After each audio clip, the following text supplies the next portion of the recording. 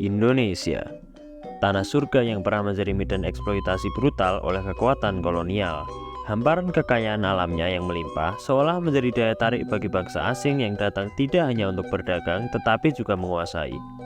Di balik kecantikan alam ini terdapat sejarah kelam yang seringkali tersembunyi di balik narasi kemakmuran, yaitu sistem tanam paksa atau kultur stelsel, sebuah kebijakan yang menyengsarakan jutaan rakyat pribumi.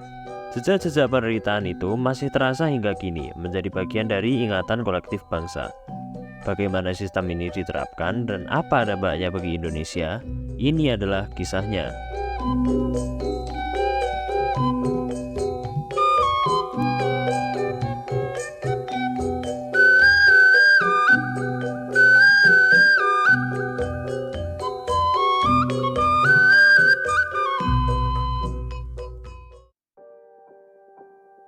Abad ke-19 adalah periode di mana kerajaan Belanda berjuang untuk memulihkan ekonominya. Setelah Perang Napoleon dan Perang Jawa, kas kerajaan kosong.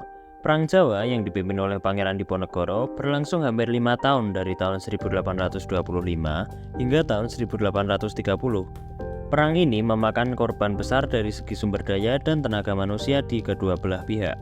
Kekacauan ini tidak hanya menguras kas kerajaan, tetapi juga melemahkan kontrol Belanda atas Jawa dan wilayah sekitarnya. Krisis ini terjadi pada saat dunia sedang menyaksikan perubahan besar. Di Eropa, revolusi industri mulai mengubah cara orang hidup dan bekerja, serta menciptakan permintaan baru terhadap produk-produk tropis seperti kopi, gula, dan teh. Ini memberikan peluang baru bagi negara-negara kolonial seperti Belanda untuk memaksimalkan keuntungan dari wilayah-wilayah jajahan mereka. Disinilah muncul gagasan dari Johannes van den Bosch.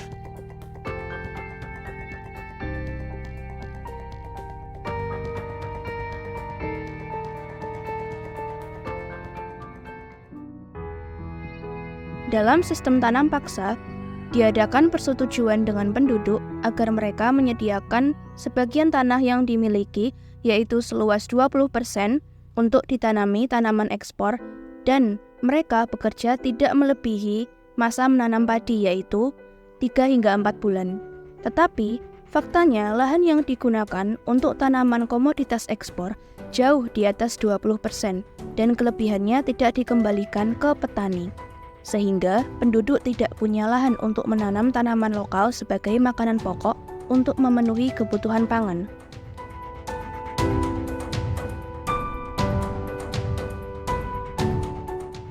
Selain itu, buruh juga dijadikan tenaga paksaan seperti yang terjadi di Rembang, Jawa Tengah. Sebanyak 34.000 keluarga selama 8 bulan setiap tahun diharuskan mengerjakan tanaman dagang dengan upah yang sangat minim. Rakyat juga harus menyerahkan balok, bambu, dan kayu untuk pembuatan bangunan yang akan digunakan untuk tanaman tembakau. Kemudian, konon, tanaman yang disediakan penduduk bebas dari pajak tanah dan harga tanaman diatur pemerintah kolonial, serta kegagalan panen menjadi tanggung jawab pemerintah.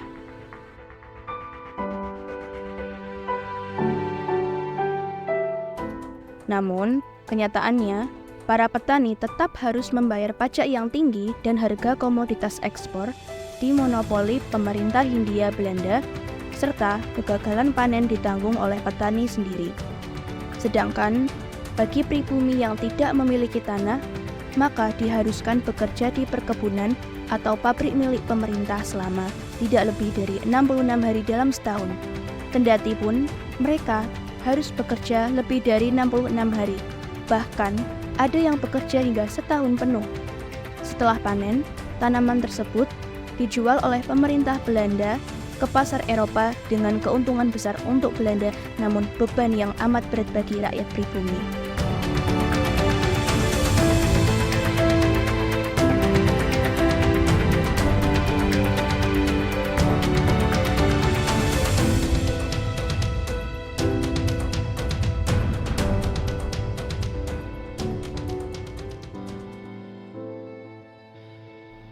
Sebagai hasil dari sistem tanam paksa, Belanda mendapatkan aliran kekayaan besar dari hasil ekspor tanaman tropis yang membantu mereka menyeimbangkan anggaran negara mereka. Namun bagi petani lokal, situasi ini menciptakan penderitaan berkepanjangan. Mereka harus bekerja lebih keras tetapi tetap hidup dalam kemiskinan.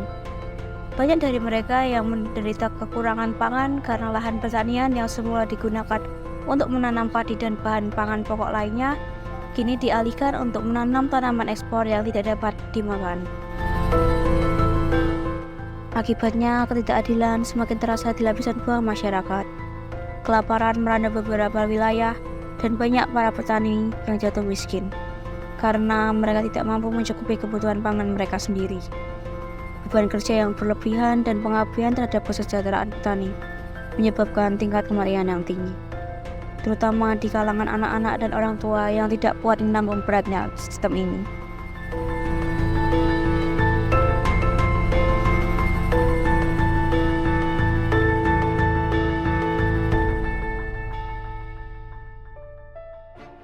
Dampak negatif dari sistem tanam paksa semakin terlihat jelas. Salah satunya yaitu wabah kelaparan yang melanda Jawa pada tahun 1840, yang menewaskan ribuan orang dan membuat kondisi masyarakat semakin memprihatinkan.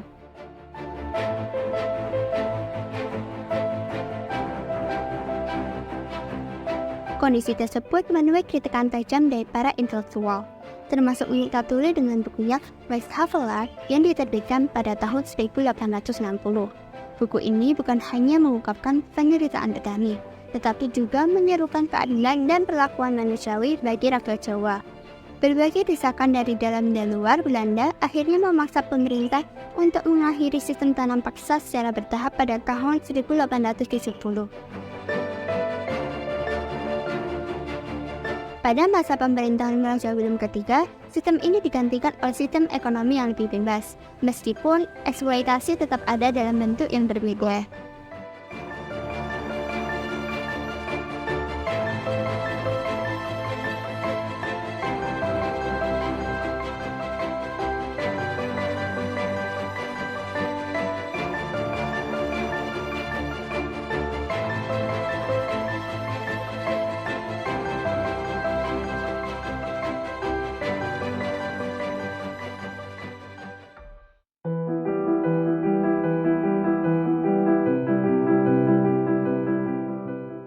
Sistem tanam paksa meninggalkan jejak penderitaan yang mendalam bagi masyarakat pribumi.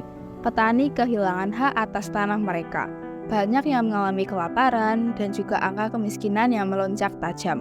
Mereka juga terjebak dalam lingkaran utang karena harus membayar pajak yang tinggi, meskipun tidak mendapatkan keuntungan dari tanaman yang mereka tanam.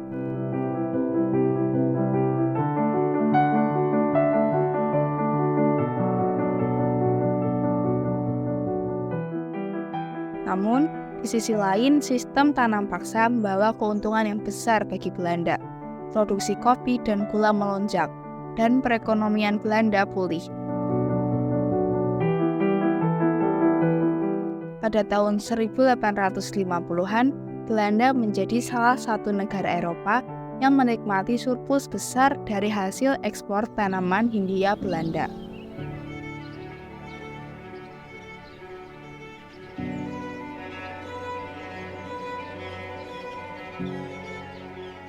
Sistem tanam paksa mungkin telah berakhir lebih dari 150 tahun yang lalu, tetapi dampaknya masih terasa hingga saat ini.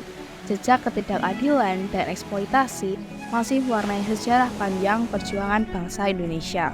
Melalui perjuangan panjang inilah Indonesia akhirnya berhasil untuk mencapai kemerdekaan pada tahun 1945. Namun, kenangan akan penderitaan ini harus selalu diingat sebagai bagian dari identitas bangsa.